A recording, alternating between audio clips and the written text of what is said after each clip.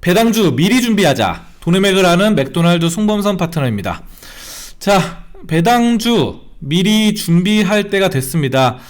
배당주 같은 경우는요, 12월 말에 배당락이 이뤄져요. 그래서 바로 12월 말까지만 있으면은 그것을 내년 3월이나 4월쯤에 배당금을 받게 됩니다. 물론 배당이 없는 주식 같은 경우는 배당을 못 받게 되겠죠. 하지만 배당금이 많은, 지급을 많이 하는 주식 같은 경우는 지금 은행 이자보다 몇 배에 달하는 배당금을 받을 수 있기 때문에 미리 조금만 준비해 두면은 굉장히 풍성한, 은행 금리보다 풍성한 봄을 맞이할 수 있을 것이다, 이렇게 말씀드리고 접근을 하도록 하겠습니다. 다만 이제 배당주도 떨어질 수도 있죠.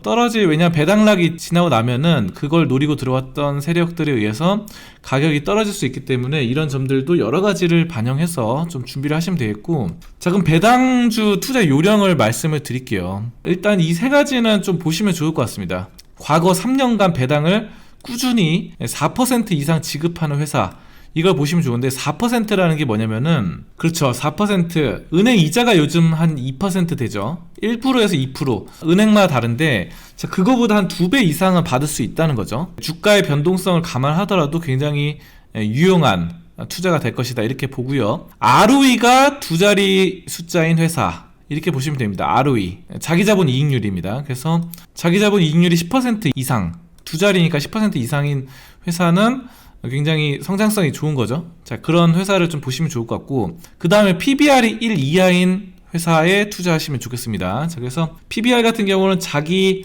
자산 대 저평가된 비율이거든요. 자산 가치 대 저평가가 1 이하, 굉장히 자산 가치 대 저평가된 거죠. 자산 가치에 비해서. 자, 그렇기 때문에 수익성이 좋고 순이익이 잘 나오면서 자산 가치가 좋고, 이런 점들이 저평가된 종목을 매수를 하시고 4% 이상 3년간 꾸준히 이게 중요합니다. 왜냐하면은 한 해만, 1년만 딱 배당을 지급하고 배당을 또 지급하지 않는 회사도 있어요. 가끔씩 과거에 꾸준히 배당을 지급했는지를 보는 게 좋습니다. 그래서 가끔마다 기업이 이익이 엄청 잘 나올 때가 있거든요. 자, 그럴 때 한번 배당을 확 지급하고 그 다음 해에 배당금이 0원입니다. 이러면은 안 되죠. 이러면 배당 투자에 굉장히 실패하는 투자가 되기 때문에 3년 동안 꾸준하게 지급을 했는지를 보시는 게 좋습니다. 이거 상당히 중요합니다. 우리가 이 세 가지 요령을 통해서 한번 실전으로 알아보도록 할게요.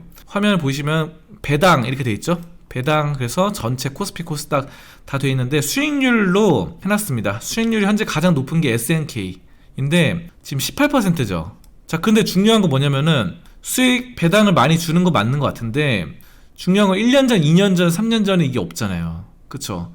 이게 없다 보니까 저는 이런 거는 약간 좀 멀리 하는 게 좋을 것 같아요. 왜냐면 꾸준히 지급하는 게, 제가 뭐라고 했어요? 꾸준히 배당을 지급하는 회사가 좋다 그랬죠? 3년간 배당을 꾸준히 지급하는지, 이거 때문에 이 종목은 제외하도록 하겠습니다. 자, 그리고 베트남 개발, 이것도 배당이 뭐 지급을 하긴 했는데 지금 뭐 43%, 이건 좀 말도 안 되는 것 같아요. 배당을 좀 많이 줄 때는 주다가 또 안 줄 때는 4원 이렇게 주면 안 되죠. 그렇기 때문에 또 현재가를 보시면은 지금 이게 160원이잖아요. 이렇게 되면은 굉장히 좀 위험한 종목들이 있습니다. 자, 그래서 4원 이런 것들 때문에 이것도 제외. 자, 그러면 뭐가 좋을까요? 동남학성 같은 경우도 3년 전에 73원밖에 안 줬기 때문에 이것도 제외. 이런 식으로 추려 나가는 겁니다. 한국 이거는 유전 패러렐, 이거는 약간 다르지만 ROE라든가 이런 게 책정이 안 되잖아요. 그래서 베트남 개발과 마찬가지로 약간 뭐 그런 게 있거든요. ETF라든가 리츠 이런 게 있는데, 이런 것도 약간은 좀 더 자세히 알아보시는 게 좋을 것 같고, 자, 밑에 내려보시면 저는 여기서부터는 좀 괜찮은 것 같습니다. 서울가스 1750원씩 꾸준히 줬죠.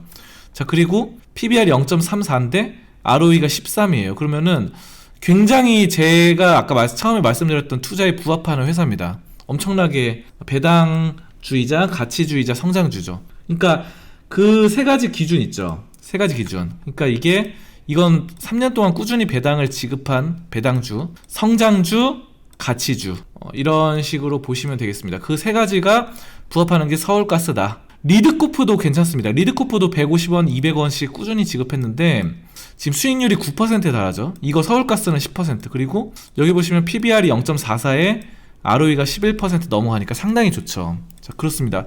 이런 식으로 추려 나가면 돼요. 유스홀딩스는 배당이 최근에는 지급할 것 같은데 3년 동안 없었으니까 좀 그렇고, 이라이콤도 약간 삐뚤삐뚤하죠. 너무 차이성이 심해요. 자, 그리고 A리츠는 이거 리츠 펀드인데 리츠 투자는 약간 잘 알아보시는 게 좋은데요. A리츠는 괜찮습니다. 이거 부동산 투자인데요. 주택에다 투자하는 거예요. 주택에다가.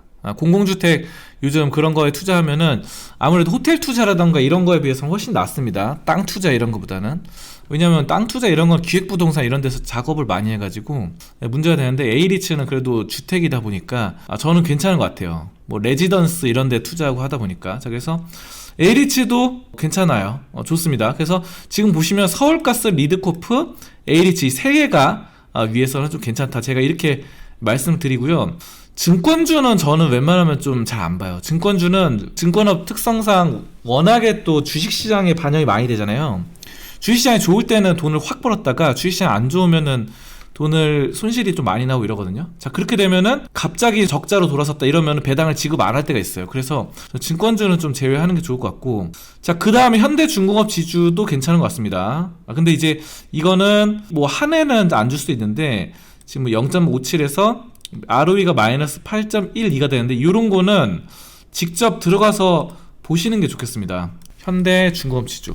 근데 저는 현대중공업 지주는 원래 배당주 말고 그냥 주식으로도 괜찮게 보거든요. 그래서 배당성 말고 또 뭐 자사주도 있고 연금, 국민연금 이런 것도 들어가 있고, 보시면은 이게 ROE가 아까 마이너스가 뜬 게 이게 여기서 영업이익률이랑 순이익률이 마이너스 떠서 그렇고요.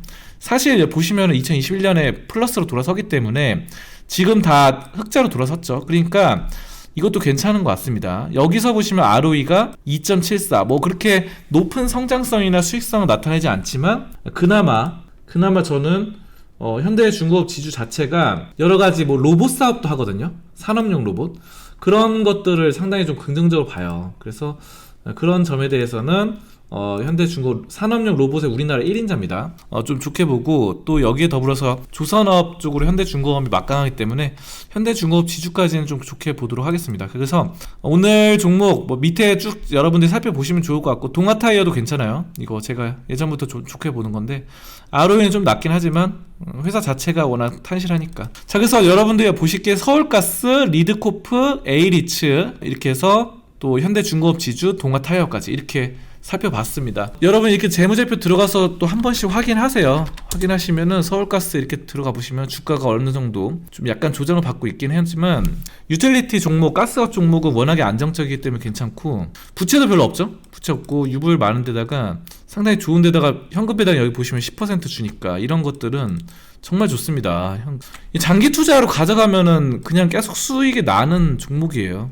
진짜입니다. 아까 리드코프도 있었잖아요. 리드코프 같은 경우는 이게 원래 그거죠. 대부업체. 리드코프 여러분 아시죠? 돈 빌려주고 고금리로 받는 약간의 사채업자 비슷한 그런 느낌의 회사인데, 보통 대부업체가 상장이 안 되는데 이거는 약간 다른 업종으로 해서 우회 상장을 했습니다. 그래서 우리나라 시장에 유일하게 상장되어 있는 대부업체예요. 근데 이 종목이 지금 여기서 떨어졌잖아요. 자, 근데 다시 올라갈 수 있습니다. 여러분들 연말에 배당 시즌 오면은 그때 다시 올라갈 수 있고, 여기 보시면 8.97% 엄청나게 많이 주죠. 그래서 여러분이 이런 점들을 봤을 때 리드코프가 배당 뭐 이런 것도 다 전평가돼 있고 저평가돼 있고, 배당만으로도 대부업체에도 수익 많이 나잖아요. 자, 그런 것들 중요하고, 한 가지 말씀드리면은 여기 배당 성향이 있는데, 배당 성향은 뭐냐면은 뭐 49% 이게 배당금이 아니에요. 이거는 그 순이익이 얼마 나오는지 대비 배당을 얼마 지급하는지 퍼센트 확률입니다.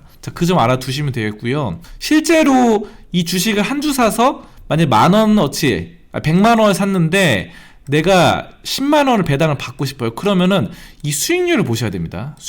이 수익률을 보시면서 뭐 서울가스는 100만원어치 사면은 10만원 받는 거고, 리드코프는 9만원 받는 거예요. 100만원어치 사면은. 자, 이렇게 해석하시면서 배당주 접근하시면 되겠습니다. 여러분들 진짜 배당주는 항상 보시면 좋아요. 이거는 이것만 해도 여러분들이 주식으로 절대 실패 안 합니다. 진짜로 제가 자신 있게 말씀드리고, 왜냐하면은 이거는 은행 이자보다는 한 2배, 3배 이상 많이 받으면서 꾸준하게 수익을 창출할 수 있는 좋은 기회거든요. 자, 그러니까 여러분들이 이 표 네이버에 있습니다. 네이버에 들어가셔서 보시면서 여러분의 HTS, 이런 네이버라든가 HTS 또 주식 여러 가지 채널 검색하는 사이트 이런 다 있으니까 손쉽게 배당 이 점들 표를 통해서 알아보시면 좋을 것 같습니다. 오늘 이렇게 해서 배당주에 대해서 본격 공부를 했고, 연말에 배당주 투자로 좋은 수익 거두셨으면 좋겠습니다. 저는 돈의 맥을 아는 맥도날드 송범선이었습니다. 감사합니다.